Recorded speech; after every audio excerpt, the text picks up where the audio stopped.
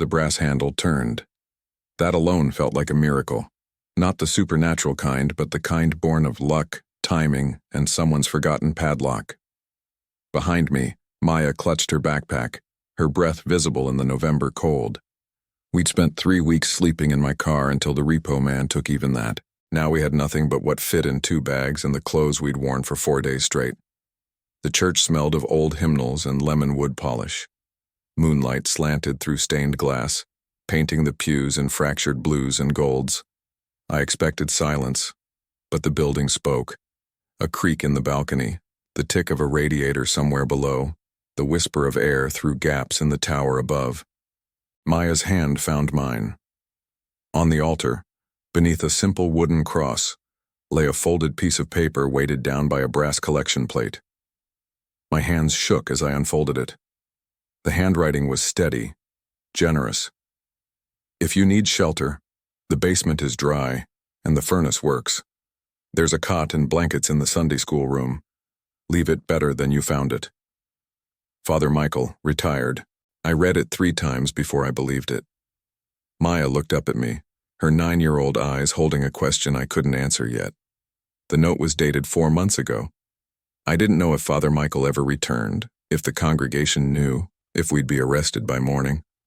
I only knew the alternative was the underpass again, and Maya had started coughing. Just for tonight, I told her. It was a lie we both needed. Chapter 1. The open door. The basement stairs descended into warm darkness. I found the light switch on the 3rd try, a single bulb that buzzed and flickered before holding. The Sunday school room was exactly as promised, 1 cot with a wool blanket, folded sheets on a metal chair, and a space heater with a handwritten note taped to it. Works, but don't leave it on overnight. Maya sat on the cot, her backpack still strapped to her shoulders. She hadn't taken it off since we lost the car. Inside were her school books, 3 days of clean underwear, and the photo of her mother I couldn't bear to look at. "Is this stealing?" she asked. "I don't know yet." The truth was harder. The church was abandoned enough for the door to be unlocked and neglected enough for dust to coat the pew backs, but maintained enough for heat and electricity. Someone was paying those bills. Someone had left that note. Someone expected, what? Gratitude? Payment? Labor? I made Maya brush her teeth in the basement bathroom. The sink worked, the toilet flushed, and there was even soap in the dispenser. Small miracles. While she changed into her sleeping clothes, I explored. The basement hallway revealed a kitchen with a 1970s refrigerator, empty, humming, a storage closet packed with Christmas decorations, and a door marked Parish Office. The office door was unlocked. Inside, filing cabinets lined one wall, a desk held a rotary phone, and the opposite wall displayed framed photos of the congregation through the decades. I recognized the building, the same red brick, the same peaked roof. But the lawn had been full of people once, children on the steps, cars parked along the curb. The most recent photo was dated 2019. 6 years of silence. On the desk sat a ledger, hand-ruled, with the last entry dated June 15th, 2025, 5 months ago. A single line. Final tax payment received. Church held in trust. M. Maya appeared in the doorway, drowning in my old Springsteen t-shirt. "Dad, is someone coming back?" "I don't know." I closed the ledger. "But we're safe tonight." I tucked her in and watched her fall asleep faster than she had in weeks. The cot was too small for both of us, so I made a bed from the choir robes I'd found in a closet upstairs. The fabric smelled like mothballs and old perfume. Through the high basement windows, I could see feet passing on the sidewalk above. Late-night commuters, couples leaving restaurants, lives that kept moving while ours had stalled. The radiator clanked. Somewhere in the walls, water moved through ancient pipes. The church settled around us like a grandmother adjusting her shawl. I thought about Father Michael's note, about trust given to strangers, about how we'd ended up here. 3 months ago, I had a job. 2 months ago, I had rent. 5 weeks ago, I had gas money. Then Maya got sick, the insurance lapsed, the bills compounded, and the dominoes fell exactly as everyone said they wouldn't. I pulled the note from my pocket and read it again by phone light. Leave it better than you found it. Not a commandment, an invitation, maybe even a test. The basement was warm, but I couldn't sleep. I kept thinking about that ledger entry. Church held in trust. For whom, by whom, and why leave the door unlocked? At 3 a.m. I went back upstairs. The sanctuary was silver with moonlight. I sat in a pew, not to pray, I'd given that up when Maya's mother died, but to think. The pew creaked under my weight.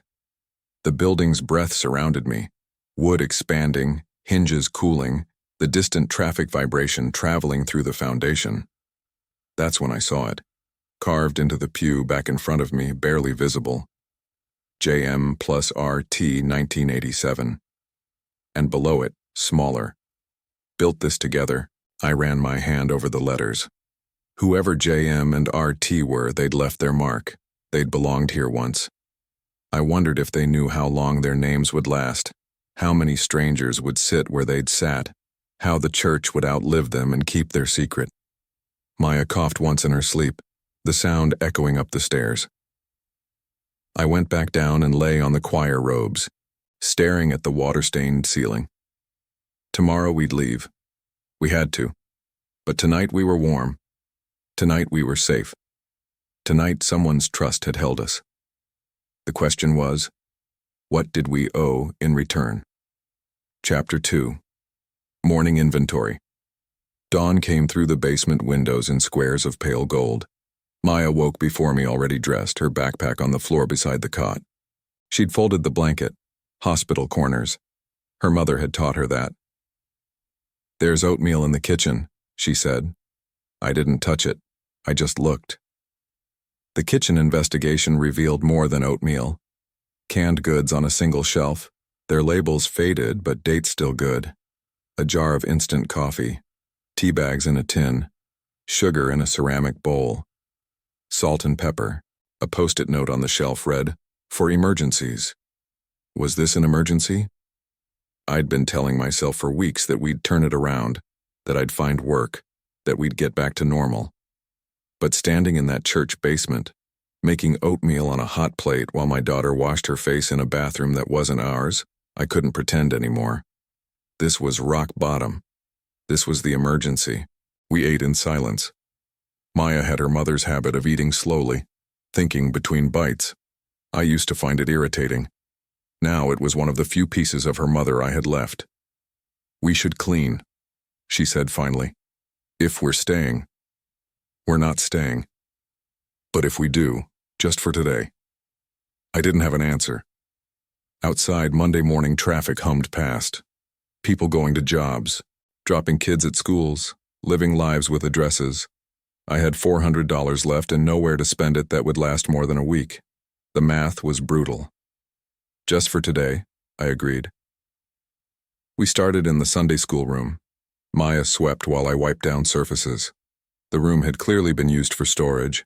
Boxes of old bulletins, stacks of children's Bibles, a projector from the 1980s. We organized by instinct Maya's system as good as any. Keep, donate, trash. By noon, the room looked like a room again. The kitchen was next.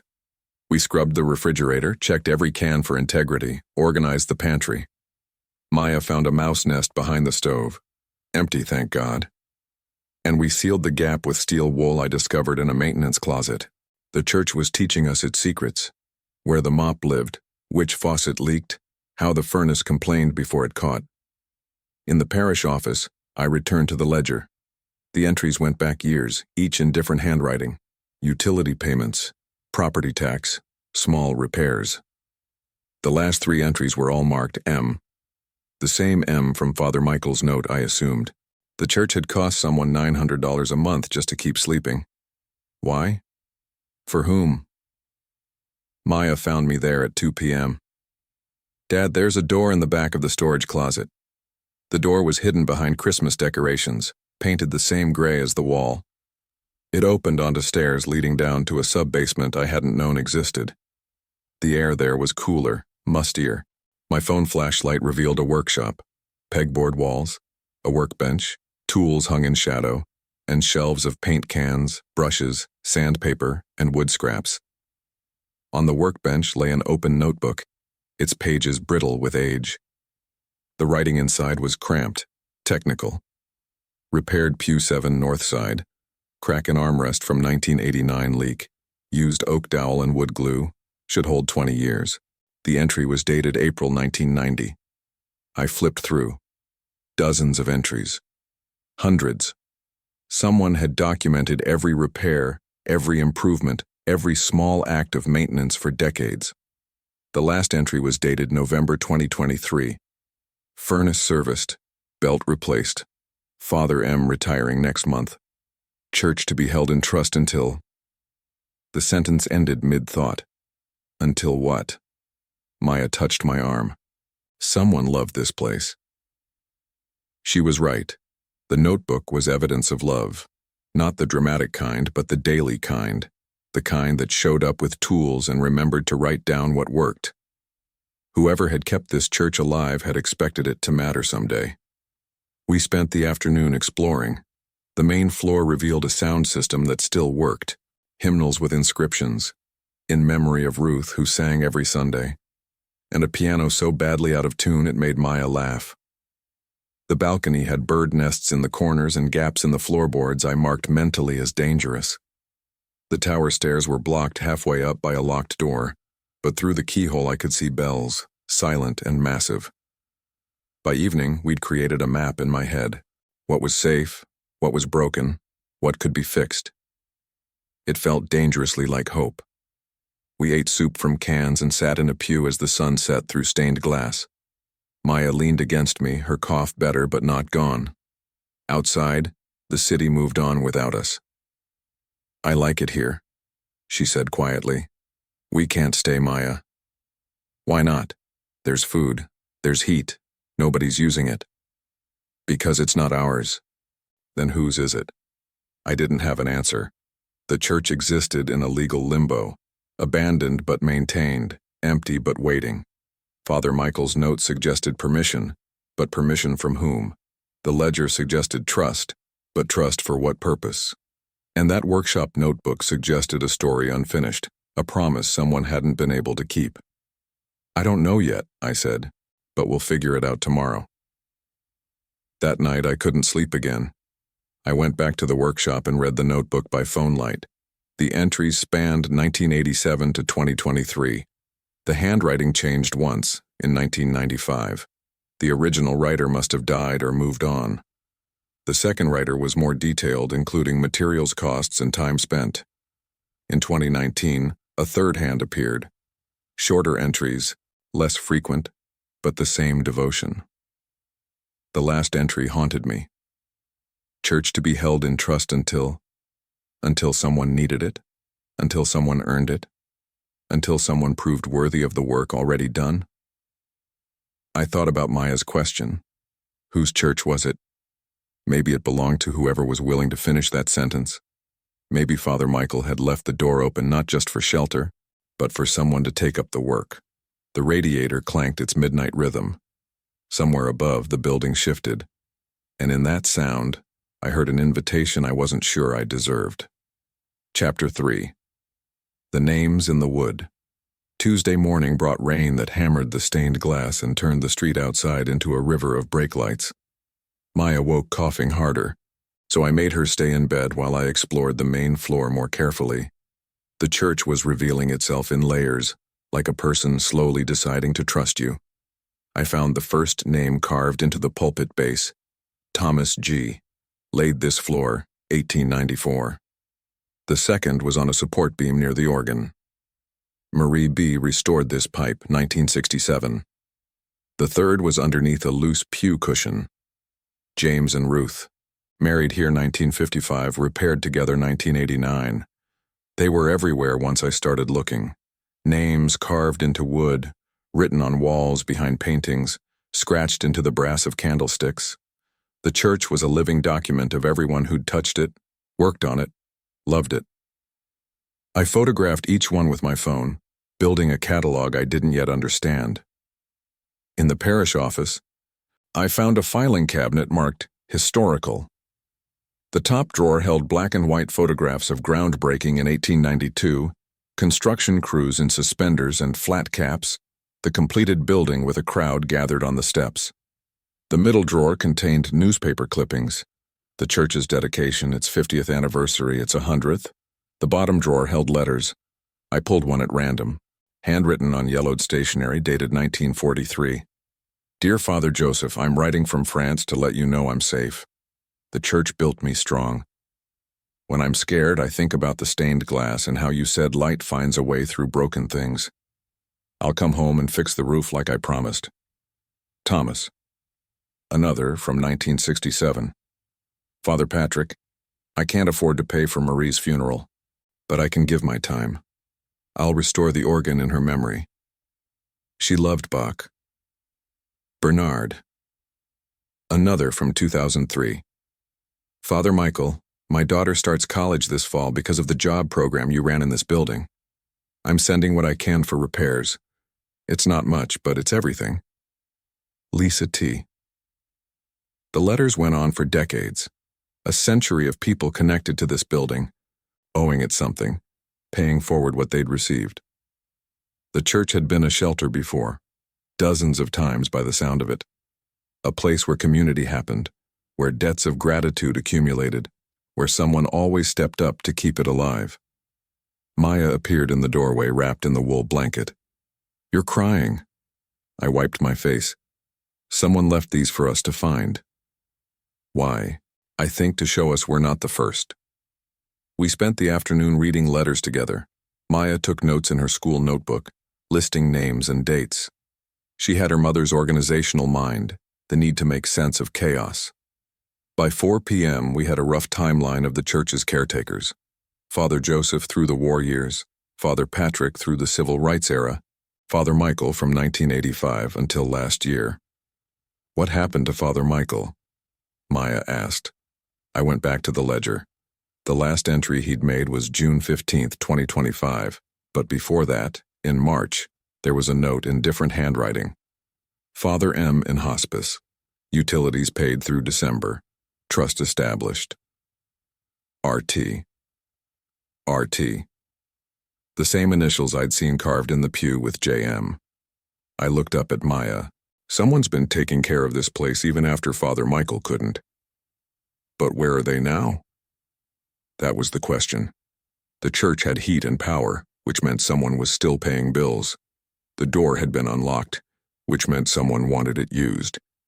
But the dust, the silence, the abandonment suggested whoever RT was, they weren't coming back. We made dinner, canned chili that tasted better than it should have, and I decided to risk something. I called the number on the utility bill I'd found in the ledger, a recorded message. You've reached Trinity Community Church. We're no longer holding services, but the building is maintained for future use. For emergencies, contact.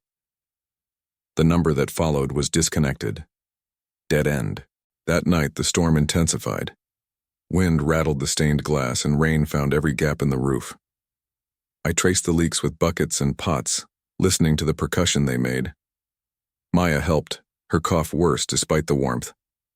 I gave her the last of the cold medicine I'd been rationing, watched her fall asleep, then went upstairs to watch the storm. The sanctuary was alive with sound. Rain on the roof like static, wind through the tower like breath. The building's creaks and groans as it settled against the weather. I sat in the pew where JM and RT had carved their names and tried to imagine what they'd built together, why they'd bothered, what they'd hoped it would become. Lightning cracked close and revealed something I'd missed. In the flash of light, I saw writing on the wall behind the altar, faint, painted over but not quite hidden. I used my phone flashlight and could just make out the letters. For whoever comes next. The storm raged. The building held. And somewhere in that moment, I stopped thinking about tomorrow and started thinking about what we could leave behind. If you're enjoying this journey so far, tell us in the comments where in the world you're watching from. Chapter 4. The work begins. By Wednesday, I'd made a decision that felt both reckless and inevitable. We couldn't leave, not yet. Not until I understood what held in trust meant, not until Maya's cough cleared, not until I'd repaid something to the building that had given us more than shelter. I started with the leaks. The workshop had everything I needed: tarps, roofing cement, a ladder that looked older than me.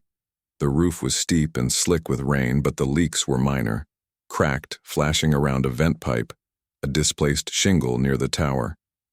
I worked carefully, Maya spotting from the ground, my phone playing local news I barely heard. Then I heard my name. Mark Holloway, 37, and his daughter Maya, 9, have been living in the abandoned Trinity Community Church on North Elm for 3 days. The church, closed since last year, is held in trust by an unnamed party. Neighbors report seeing lights. I climbed down fast. Maya stood with her phone out playing the same news clip. A reporter stood in front of the church interviewing a woman I didn't recognize.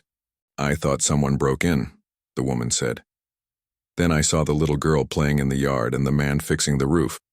I called the station instead of the police." "Dad," Maya said, her voice small. The story was already spreading. My phone buzzed with a notification, a local Facebook group sharing the clip. Then another. Then another. By noon, we had a problem. The first knock came at 1 p.m. I opened the side door to find a young woman holding a plastic bag. "I live 2 blocks away," she said. "I saw the news. I brought groceries." She handed me the bag and left before I could thank her. The second knock came at 2 p.m., an older man with a tool belt. "I'm a plumber, retired. I saw your story. I heard Trinity's pipes are shot. I have an afternoon free." By 4 p.m. we had 6 people in the church. The plumber fixed the kitchen sink and the bathroom drain. 2 women organized the storage closet and cleaned the sanctuary. A teenage boy helped me patch the sanctuary ceiling where plaster had fallen. Maya made coffee and distributed it like a professional host. None of them asked what we were doing there. None of them asked if we had permission. They just worked. As if the church had been waiting for someone to start, and starting was permission enough. At 6 p.m., the plumber found me on the roof. "You're going to need more than patches," he said. "The flashing's shot all around. The gutters are clogged. That tower's got water damage. I don't have money for that." "Didn't say you needed money. I said you need help." He pointed at the street below. 2 pickup trucks had pulled up, beds loaded with supplies. Word travels. We all remember Trinity. We all owe it something. By Thursday morning, we had a crew. 10 people showed up, then 15, then 20. They brought tools, materials, food, and stories. Got married here in '98. My grandfather helped build the addition in 1960. Father Michael buried my mother. This church ran the food bank that kept us alive in 2008. The work became a rhythm. Maya ran supplies. I worked on the roof. The plumber tackled the basement. An electrician rewired the balcony. A carpenter repaired pews. A painter started on the Sunday school room. By Thursday night, the church looked better than it had in years. But it wasn't simple. At 8 p.m., a man in a suit arrived with a briefcase. "I'm with the diocese," and he said. "I need to know who authorized this work." Everyone stopped. The sanctuary went silent. "I did," I said finally. Father Michael left a note. He said to leave it better than I found it. "Father Michael died in July," the man said quietly. "The church is in trust pending resolution of his estate. This is technically trespassing." "Then arrest me." The man looked around, at the repaired ceiling, the cleaned pews, the organized supplies, the volunteers covered in dust and paint. "I'm not here to arrest anyone," he said. "I'm here to understand what's happening. The diocese has been trying to decide what to do with Trinity for a year. We've had offers from developers, from other congregations, from investors. But Father Michael's will was specific. The church goes to whoever proves they understand what it's for." "And what's it for?" I asked. He didn't say. He left that for you to figure out. If this restoration story has you hooked, hit like. It helps us bring more lost places back to life. Chapter 5. The Letter and the Test. The diocese man, his name was Peter, left us with a deadline. Father Michael's will requires the trust executor to make a decision by December 1st. That's 5 weeks. If you want to make a case for why Trinity should remain in community hands rather than sold, you'll need to demonstrate purpose. Define purpose, I said. That's the test. Father Michael believed the church would know its purpose when the right people found it. Show me by December 1st or the sale goes through. After he left, the volunteers gathered in the sanctuary. We'd gone from squatters to stakeholders in one conversation, and nobody seemed sure what that meant. Finally, the plumber spoke. We finished what we started, building's half done. Can't leave it worse than we found it. So we worked. Friday became a blur of sawdust and paint fumes. Saturday brought more volunteers, 40 people by midday, then 60. Someone brought a grill and made lunch. Someone else brought their guitar. By Saturday night, the main floor was transformed. Clean, bright, functional. The leaks were sealed, the pipes were sound, the electrical was safe. But Sunday morning brought a different kind of visitor. A woman in her 70s walking slowly with a cane. She stood in the doorway looking at the sanctuary like she was seeing a ghost. Maya approached her first. Can I help you? The woman's eyes filled. I haven't been in here since my husband died. This was our church for 53 years. I heard someone was bringing it back. What's your name? I asked. Ruth Thornton, my husband was Raymond. We met here in 1967. RT, the initials from the ledger from the pew carving. Your husband maintained this place, I said. The workshop downstairs and his notebook is there. She nodded. Ray and Father Michael kept Trinity alive for 40 years. When Ray got sick, Father Michael promised him the church would stay open somehow. But then Father Michael got sick too. I'm the trust executor. Peter works for me. The sanctuary went silent again. I've been paying the utilities from Ray's life insurance, Ruth continued. He would have wanted that. But I'm 82, I can't maintain it myself. I've been trying to find someone who understands what Ray and Father Michael built here. What it means. What does it mean? Maya asked. Ruth sat in a pew, the same pew where her name was carved next to her husband's. It means being a place where people can start again. It means trust given before it's earned. It means fixing what's broken so the next person has something to build on. She looked at me. Father Michael left that note for whoever needed it most. I left the door unlocked. Did you leave it better than you found it? I showed her. The repaired roof, the cleaned kitchen, the organized storage, the sanctuary that gleamed. The workshop where her husband's tools hung ready. The notebook where I'd added my own entry. November 2025. Roof sealed, plumbing repaired, community restored. Maya and Mark Holloway with help from 60 volunteers, for whoever comes next. Ruth cried. Not sadly, but the way you cry when something lost has been found again. I have a proposal, she said. The trust can transfer Trinity to a community foundation. It would remain a community space, no longer a church but a place for programs, services, meals, shelter. The diocese agrees if someone commits to managing it. It doesn't pay much, maybe enough for a small apartment upstairs, but it would be stable work, purpose work, the kind Ray believed in. She was offering me a job, a home, a future. The catch was obvious. I'd have to stay. I'd have to commit. I'd have to earn what was being given. I looked at Maya. She looked at the sanctuary, at the place we'd accidentally restored. I like it here, she said again. Me too, I admitted. There's one more thing, Ruth said. She handed me an envelope. Father Michael left this for whoever took up the work. I was supposed to give it to you if you passed the test. Inside was a single page, Father Michael's handwriting.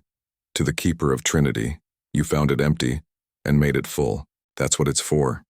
What you've given you'll receive back tenfold, not in money but in lives that touch yours and are changed. The work will be hard. The rewards will be invisible. Some days you'll doubt. But remember, Ray and I doubted too. We stayed anyway. The building holds the memory of everyone who loved it. Add your names to that memory. Trust the next person the way I trusted you. Father Michael. I folded the letter and looked around. The volunteers had become still, waiting for my answer. Maya held my hand. The church breathed around us, its radiators clicking, its floors settling, its walls holding the names of a century of people who'd refused to let it die. "Yes," I said. "We'll stay." The sanctuary erupted. People cheered, hugged, planned. Someone suggested a grand reopening. Someone else mentioned programs they could run. The plumber offered to teach Maya woodworking in Ray's workshop. The painter volunteered to restore the stained glass. Within an hour, we had a committee, a schedule, and a future. But as the celebration continued, I slipped down to the workshop alone. I opened Ray's notebook to the last page and added one more entry. November 2025, trust accepted, promise kept, name added, Mark and Maya Holloway, for whoever comes next. The building creaked above me, not ominously, but like a satisfied sigh, like something held too long finally able to rest. Chapter 6. The Memory We Keep by Thanksgiving. Trinity Community Foundation officially existed.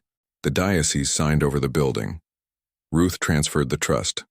I became the director, a title that sounded grander than the reality of fixing toilets and scheduling space rentals.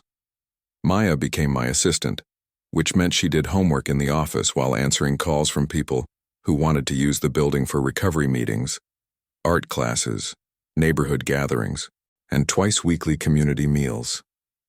We moved into the apartment Ruth had mentioned, 3 rooms on the second floor, hastily renovated by volunteers who seemed unable to stop working once they'd started.